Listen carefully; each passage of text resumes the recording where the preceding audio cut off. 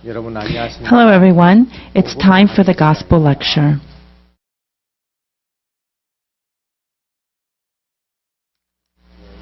Yes, I want to talk to you about how we are nothing but sin, how people are made up of nothing but sin. One thing that many people are confused about is inside of people's hearts there is evil, but there is also something good.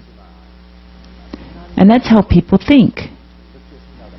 Because people think they have something good about them, they keep taking the evil things out of their life. People emphasize the good things and try to do the good things. At first, it doesn't work out. But if they work hard at it, they can become a good person, or they can have a good life. And many people think that way. I want to draw a clear line about that aspect during this lecture. How does God see us? And how is God scoring the people?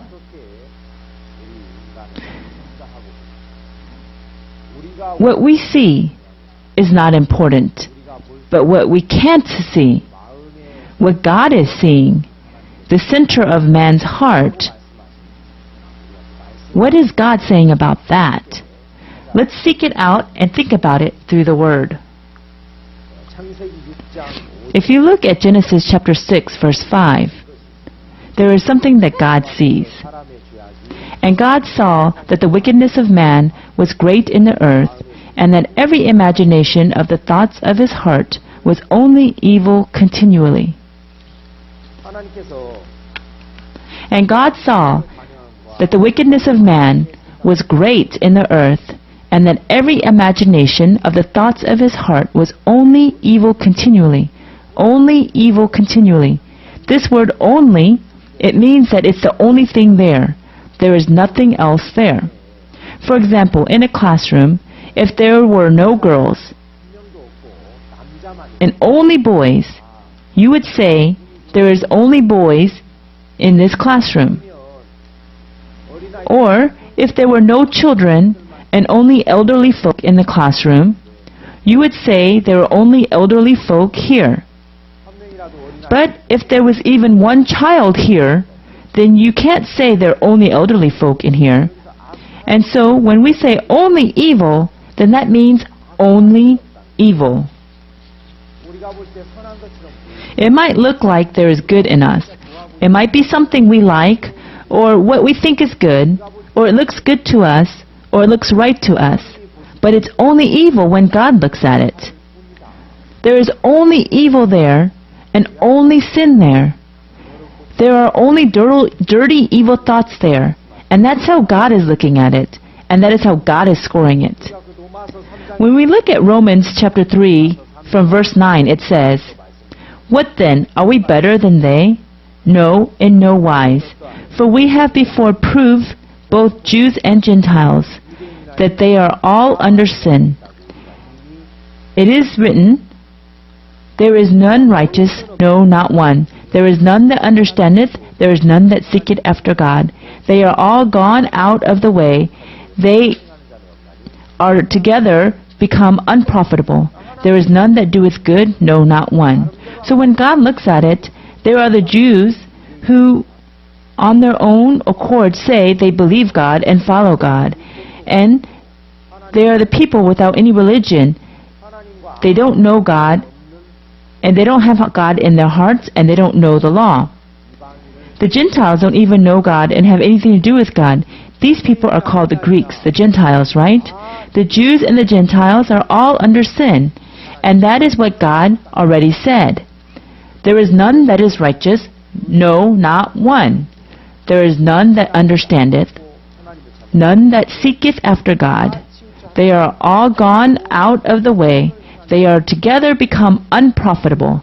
There is none that doeth good, no, not one. In these few verses, the word that comes out the most is none.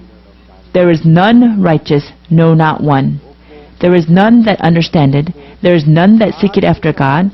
They are all gone out of the way. They are together become unprofitable. There is none that doeth good, no, not one. Up to 6 times it says that there is nothing there. There is none that's good, none righteous, none that seeketh after God. The one thing that is that they all became unprofitable, and they only do evil. That is what the Bible is expressing to us here. God created man in a manner that on our own we can't live a good life. We can't do anything on our own, and God didn't give us that ability. People think that they can live a good life on their own by leaving God. People think that they have power of their own that can make God happy. And that's why they work hard and they are diligent. What is that similar to? It's like land that doesn't have any oil. And the geologists say, if oil is to exist there, it's from the Cenozoic era. There has to be an anticline in the land, and that's where the oil comes from. Anticline is where the oil comes up in a pocket of air. So oil doesn't just come from anywhere. There is a level in the land. There is a kind of ground that oil can come from. It's from the Cenozoic era. This place with anticline, with the space for the oil to come out of, and that's where it exists. Now we don't have that kind of land, that formation of land here in Korea. And so no matter how much you prospect and seek the oil, you won't find it. Towards the end of the 1970s, there was a rumor that oil might come out from the Western Sea, and people called it the Black Pearl. Many people, being optimistic, took a ship there to drill the oil. They drilled for oil but couldn't find any. And as a result, they said it was on top of a volcanic area in Korea, and all the oil was burnt up in the volcanic activity a long time ago, so that it's gone. So now it's gone. There is no land here that you can have oil, and also there is no oil here. The results are that you can't find any oil, so there is no oil. It's useless for someone to go around prospecting or drilling for oil, so you're not supposed to go around looking for oil. You have to give up on that. Go to a country that has oil and import it, and that is more economical and faster.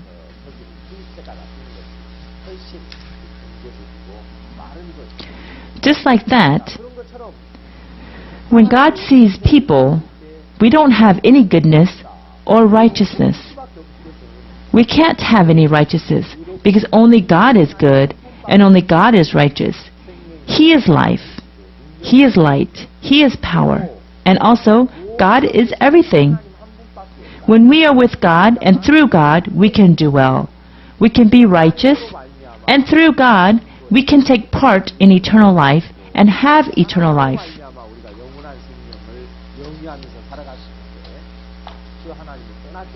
But because we left God, what is that like? That is like the grapevine when it is cut off from its roots, and it's no longer taking any nourishments from the root. It is cut off. It is dead. We cannot receive any kind of nourishment from the vine, the trunk, so it's already dead. The people who already left God, God said that the heart is more deceitful than above things, and wickedly and desperately wicked. So why is it deceitful?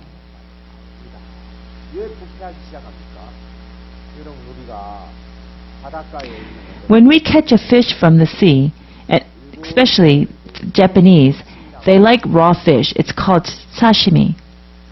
When we go to the ocean and we're swimming, and let's say someone is drowning, that person drinks a bunch of salt water. People who have drank salt water say that it's not salty. But what does that mean? It's so salty that it's not really salty, but instead it's bitter. It makes you want to vomit. So it's no longer salty, it's so salty that it's bitter. When you eat fish in the water, from the water, they're not salty at all. That raw fish is very sweet. Why? Those fish living in the salty water overcome the salty water. That life doesn't allow the salty water to soak in. It overcomes it, so it's not salty at all. But the moment that fish dies, that salty water, the saltiness, enters into its flesh. When it starts to enter into the dead fish, the flesh of the fish starts to become salty. Now if you look at squid, the price for living squid and the price for dead squid is totally different.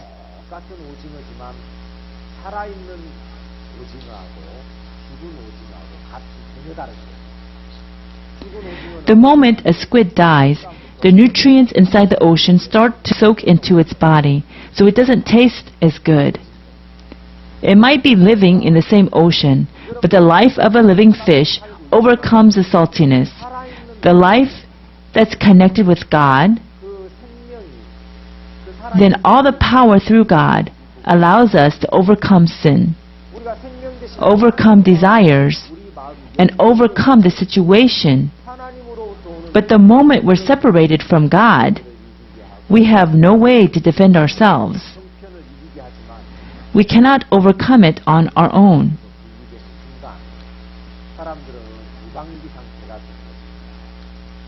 We cannot defend on our own. So through sin, those people who left God no longer can receive the power or the strength to live a good life from God. So God calls the people's life that left Him only evil. They have no righteous and no goodness, but what they have in their heart is to have the heart to live a good life. And that's all they have. They have the desire to live a good life, but they don't have the power to live a good life actually.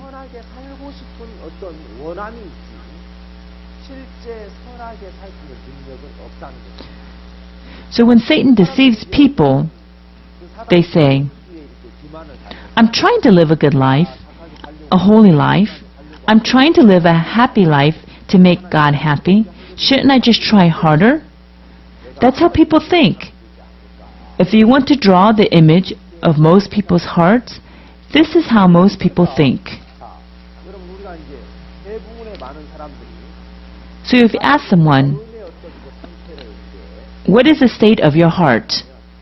And they draw the heart, some people will say this, my heart is half good, half evil. And if you ask someone else, what is the state of your heart? The other person, they might say, I have a little bit of goodness, and mostly in my heart, I have bad thoughts filled up with evil. And so you have people who think like this. And then if you ask someone else, oh no, I'm not like that.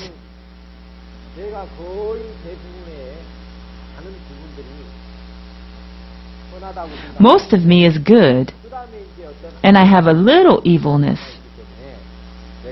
But if I work a little harder, I think I could do a good job. And then another person, if you ask them, they say, oh, I'm only good, and until now I have never committed any type of sin. As I live my life, I've never done anything bad to anyone, never gave anyone any loss. And some people say, yes, my heart is completely filled with sin. I am only evil. So most people have some good and some evil.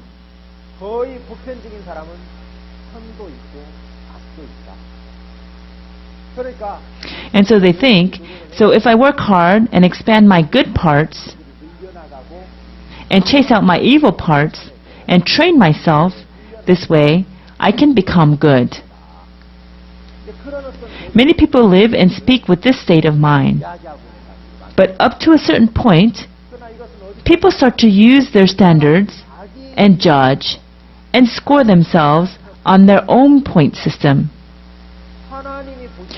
When God looks at you, how do you think your heart is? You might think that you have some good parts to yourself, but also have some evil parts. But when God looks at it, He sees you as only evil. You may realize that the good parts of you are a bit smaller than your evil parts, but if you're diligent and work hard and do good, you can choose to have this or this state of mind. Later on, you can come to this point. Many people think this way, and that is looking at it in our point of view. What is scoring and looking at ourselves that way? That is not what is important. How does God look at us? How is God speaking to us? And how is God putting the results down?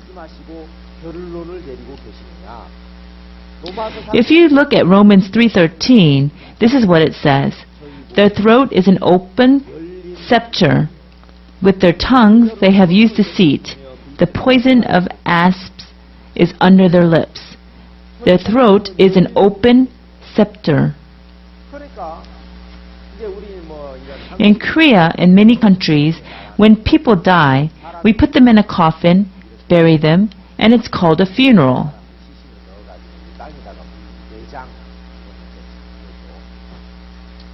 In Israel and countries like that, they don't have a lot of dirt. If you've been there and people who have gone there know that many places of Israel are made out of rocks. So there is barely any room for the dead to be buried in the ground. So how do they have a funeral?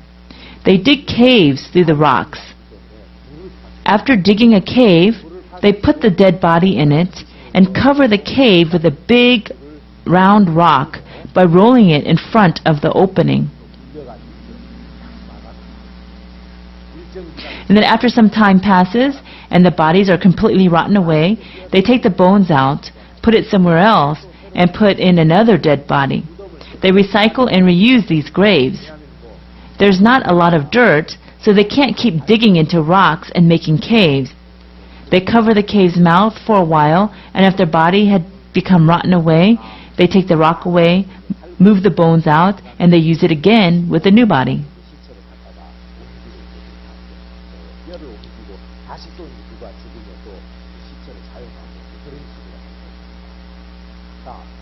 So in this particular verse, it says, their throat is an open sepulchre.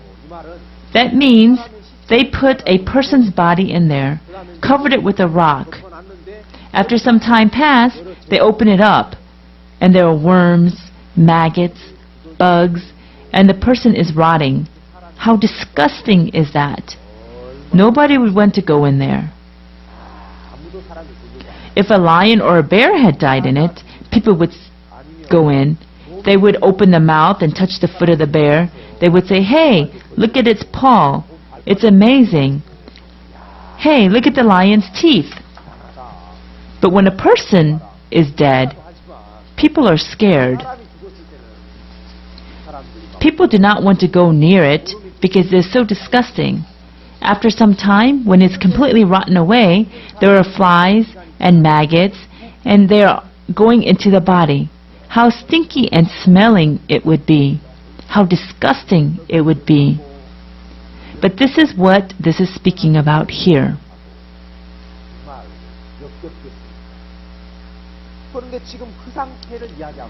The throat is an open sepulchre. When you open your mouth and say, ah, through the mouth you can look inside. This is why our insides are like an open sepulchre. That is completely rotten, decayed, and there is nothing that you want to look at inside there. It's filled with lies, adultery, and evil. If you look at Matthew chapter 7, it says everything that comes from inside of us is adulterous, lust, hate, covetousness, all of it.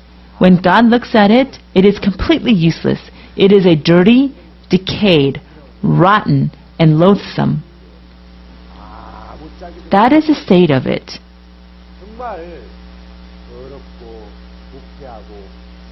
But people, they don't know their hearts, so they just look on the surface to things that appear superficially.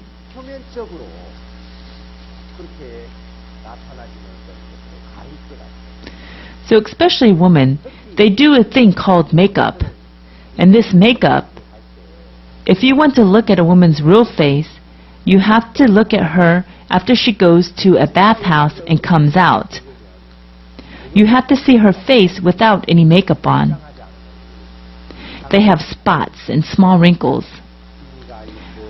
But if they put makeup on, they put on foundation, which is a base, and then on top of that foundation, what they do is they put on colors. And so they'll do eyeliner, and they'll put lipstick on, and they'll make their cheeks red with blush. That's what they do. So when I'm recording, sometimes I have to put some powder on my face as well, so I don't shine. It makes my skin look a little better. So with makeup, skills have improved, so women shave their eyebrows and draw them very thin and beautifully. When I saw that, the women looked much different. There's no reason for her eyebrows to be that beautiful. There's no reason for her lips to be that red. And there's no reason for her skin to be that good. If you wash all that away and look at the naked face, you have to look at it. My mother said once, you can tell how a woman and rice look if you look at them under real lights. Even rice, although it is old, if you look at it under candlelight, it looks very shiny, and it looks like rice that was husked this year. It looks fat and good under the candlelight. But if you look at under sunlight, natural light, you can tell that it is old. The color has already changed, and it smells. That is why a long time ago the elderly people would say, you can tell a woman and rice underneath real light. I don't know if that's the reason, but if you go to a bar, the lights are very dim. And that's why if you turn the dim lights on, even if they're not that pretty, they just look so pretty under those lights. So let's not believe in the lights. Let's not be deceived by the makeup. And there are people who say that. Of course, women, if they have their hair all messed up and don't put makeup on, it might not be good manners to other people. So if they come out with makeup on, it's okay.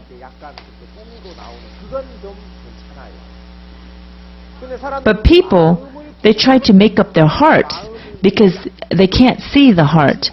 So inside their heart, it might be completely filled with evil, and it might come up, but they act like it's not so, and that they are not doing it. But when people look at them, what they see is that it's good. Their goodness is how they have covered it up. And this is with their goodness, their morals, with logic, with laughter, with their name. So if you look at the image that is made up on the surface, they look like a good, nice person. When people do plastic surgery, originally their nose was not that pointy, but they make their nose look good with plastic surgery. That is not their original nose. That is why they do plastic surgery. When God looks at us, at the image of our hearts, it is only evil. It is only evil. But this person that is only evil, they use their conscience to cover it. Oh, I shouldn't do that. And then they use their ethics to cover it. Then they use morals to cover it. Finally, they use this thing called the law that was made to cover it.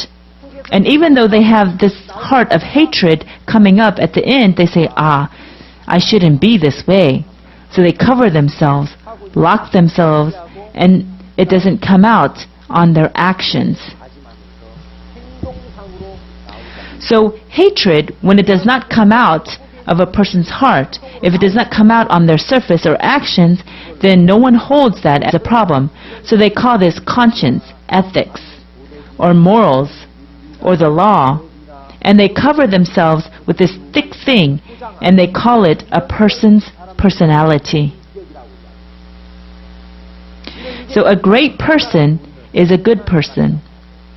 But in the Bible it says, the mouth is smooth like milk, but the inside is like a sharp sword.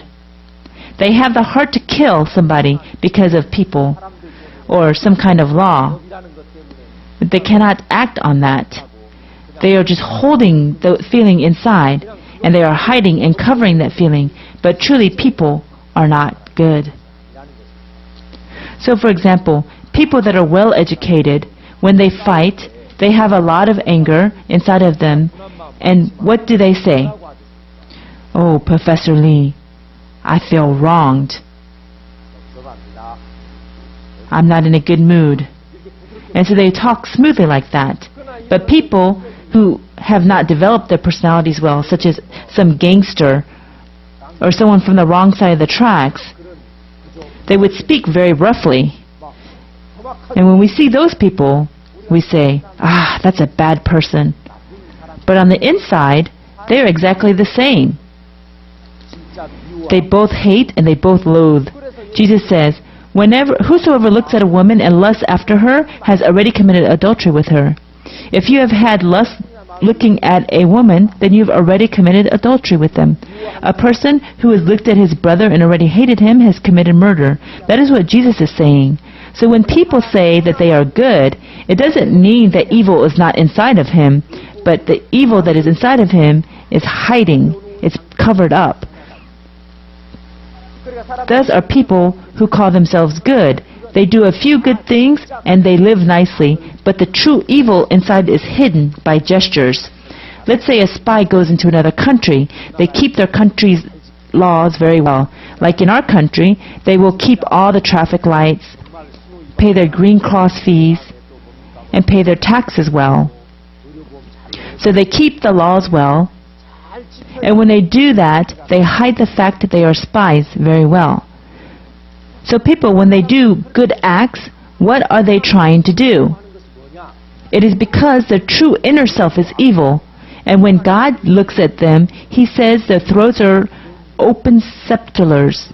Nobody wants to look at them. Nobody wants to go close to them. It is so disgusting. It takes your breath away because it is so bad. That is the image of our heart, and that is what the Bible is telling us. It is only evil. There is no good. There is no righteousness. Doing something good in front of God and living nicely before God, there is no one that can become righteous living that way before God. So God is saying, with their tongues they have used deceit.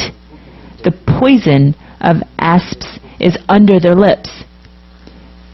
Using a person's weakness and attacking them, that scary poison and that curse, the state of being full of those things, that is what the Bible is talking about. This is how God looks at us. But people, they only look at the made-up, superficial image. They only look at the outside of what is hidden, and they think that they are good and righteous. How many people think that way? What is the state of your heart? It does not matter what we see, but what God sees, and that is only evil. Only evil is there.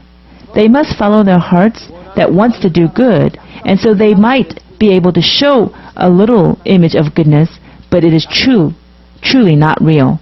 I truly hope that through the Word you can discover the state and receive grace. I will finish the lecture here.